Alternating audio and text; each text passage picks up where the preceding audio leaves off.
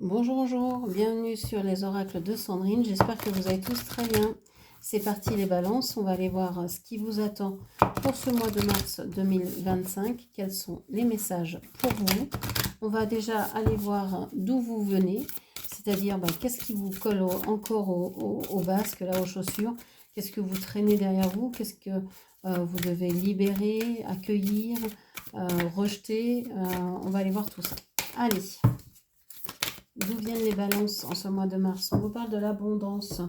On vous dit que vous avez vous êtes peut-être dans une certaine abondance, alors que vous en rendiez compte, pardon, ou que vous ne le voyez pas encore. Vous avez peut-être une certaine abondance autour de vous, abondance, alors je ne sais pas, de travail, abondance de joie, abondance d'amour, abondance de sérénité, de paix, peu importe, mais vous êtes dans une certaine abondance, ce qui est déjà plutôt pas mal. On continue. Qu'est-ce qu'on vous dit encore?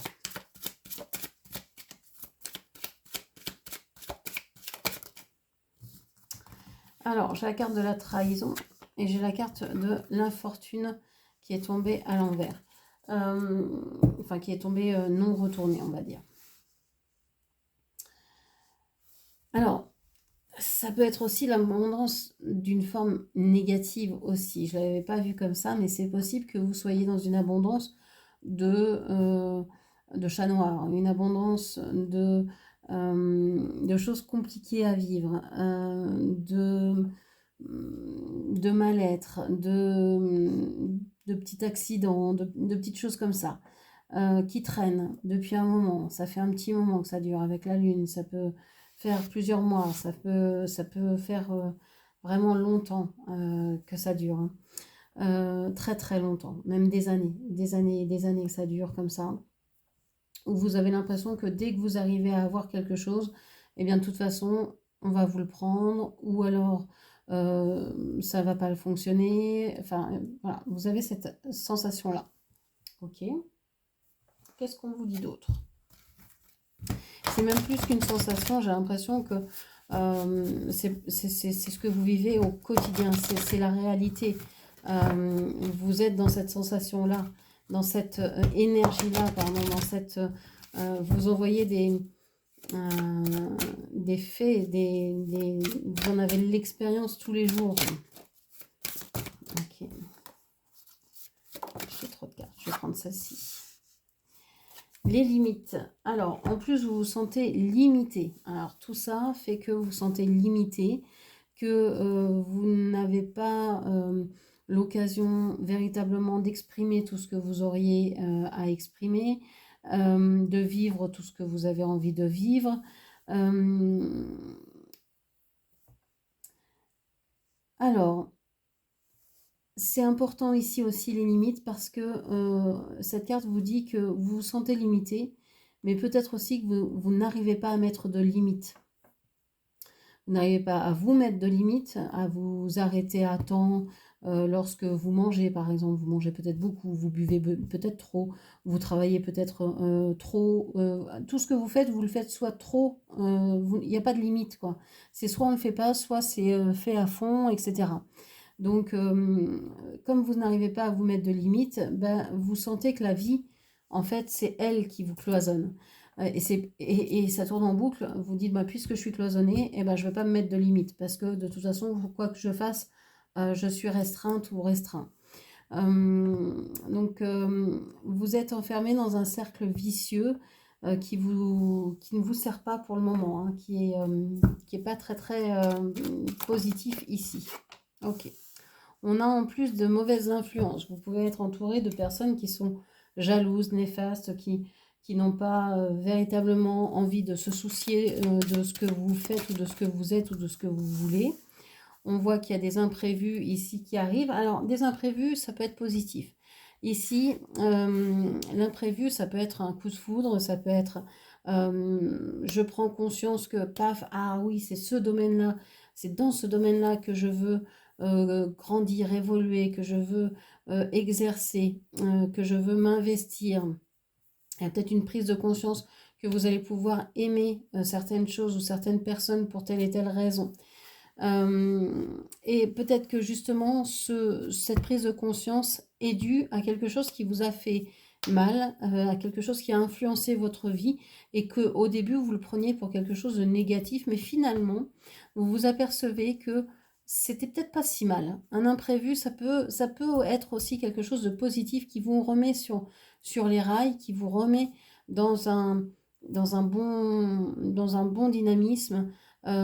Et vous dites, ah bah oui, j'y avais pas pensé. Ben, voilà, ça peut être quelque chose comme ça. Donc là, il y a vraiment quelque chose qui vient vous rattraper et vous dire, allez, on voit que non, il n'y a pas que des choses négatives, il y a aussi cette chose-là qui peut être vue de plusieurs points de vue. Et si on veut voir les choses négativement, bon, on va tout voir négativement, mais si on veut les voir positivement, on va pouvoir aussi se dire, bon bah allez, je suis dans une abondance, ok.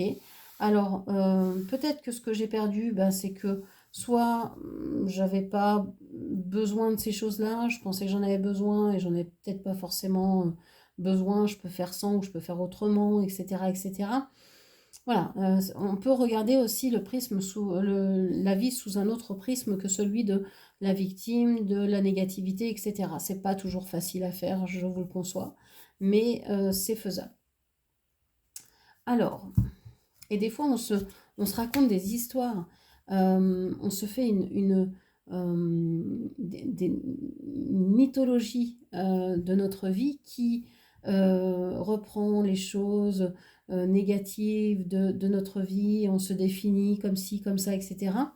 Et à force de raconter son histoire, on s'aperçoit que on a marre de l'entendre et que peut-être qu'on pourrait raconter autrement.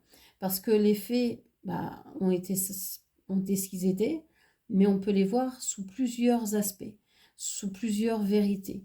Et donc c'est intéressant de pouvoir changer aussi le focal et de regarder la scène autrement, différemment, sous plusieurs angles, pour voir que eh bien peut-être que pour l'instant on a moins, peut-être que pour l'instant on est limité, mais que cette influence que l'on croit négative, peut-être qu'elle va nous apporter des choses positives. Euh, Moi je crois que vous êtes en pleine transformation ici, une transformation qui est un dépouillement, hein. Quand le serpent change de peau, eh bien il se dépouille de son ancienne peau, hein, pour pouvoir laisser arriver la nouvelle. C'est un peu ça, hein. Donc c'est douloureux. Ça gratte, ça démange, c'est pas agréable, mais en même temps, vous allez avoir un truc tout nouveau, tout beau à la place, en tout cas quelque chose de plus agréable et de plus à votre taille ou à votre mesure. Alors, ici, qu'est-ce qu'on vous dit? La fuite de soi et le combat avec l'extérieur. Alors, vous voyez, on retrouve le serpent encore une fois. On a ce symbole qui vous suit. On vous dit que vous avez l'impression que l'extérieur est agressif. Alors, que ce soit vrai ou pas, c'est ce que vous ressentez, c'est ce que vous communiquez aux autres. C'est comme si, en fait, vous n'étiez plus dans votre corps parce que vous avez tellement souffert de l'extérieur que vous avez préféré fuir, ce qu'on appelle une dissociation. Vous êtes dissocié parce que vous avez trop souffert et que vous avez voulu fuir de votre corps pour ne plus souffrir. Alors, la dissociation, hein, on peut aussi revenir dans son corps par plein de techniques, par plein de méthodes, hein. Il n'y a rien de définitif, évidemment.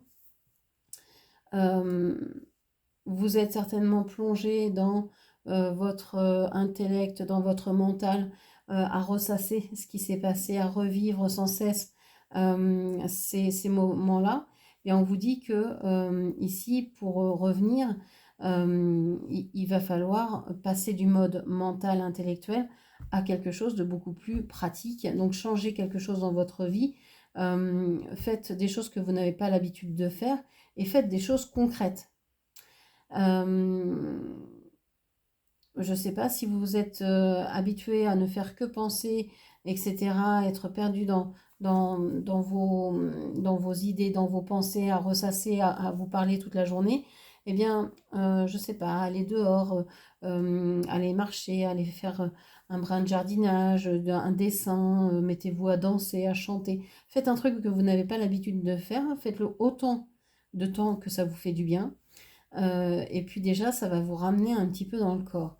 Ensuite, il y a plein d'autres techniques que je ne peux pas tout détailler ici pour vous ramener dans votre corps, pour vous ramener les petits morceaux d'âme que vous avez perdus, les énergies que vous avez laissées au passage, et pour vous débarrasser de toutes ces mauvaises croyances que vous avez et qui vous limitent en fait.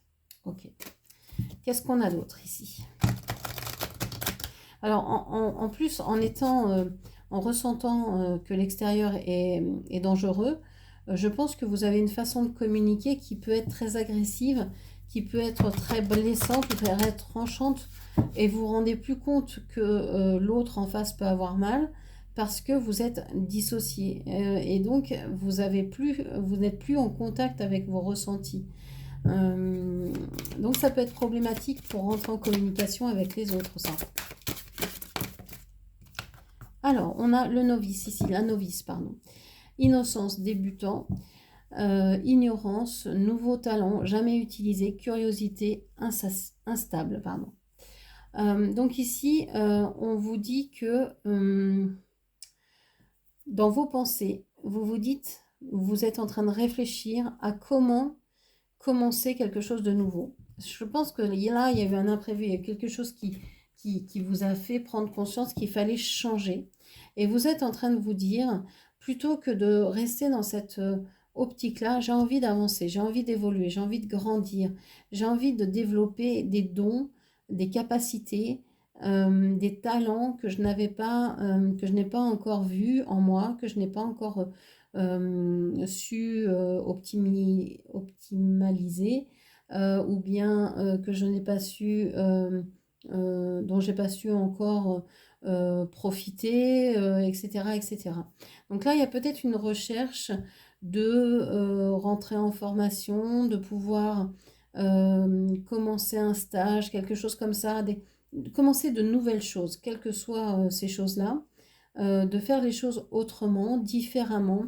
Vous avez envie de retrouver l'innocence, vous avez envie de retrouver la joie de vivre, vous avez envie de retrouver l'émerveillement dans tout ce que vous faites en fait. Ok. Qu'est-ce que l'on vous dit encore ?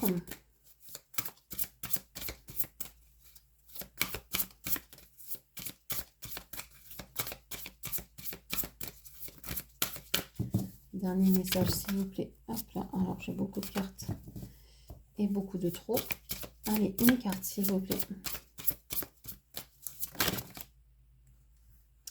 Alors j'ai la carte de l'inquiétude et j'ai la carte de l'abondance qui est tombée aussi. C'est quand même assez fou. On a l'abondance. On a vraiment une ligne qui se forme d'abondance pour vous. Alors, abondance d'inquiétude, certes, mais on vous dit, j'apprends que l'inquiétude ne change rien à la situation. Et l'abondance, je suis un être illimité et je peux créer tout ce que je désire dans cette réalité physique. Donc on vous dit bien hein, que peut-être qu'à force de penser que vous êtes dans un cycle infernal, descendant, vicieux, etc., qui va vous emmener dans les tréfonds, je sais pas quoi, et ben peut-être que c'est ça aussi qui crée tout ce marasme autour de vous.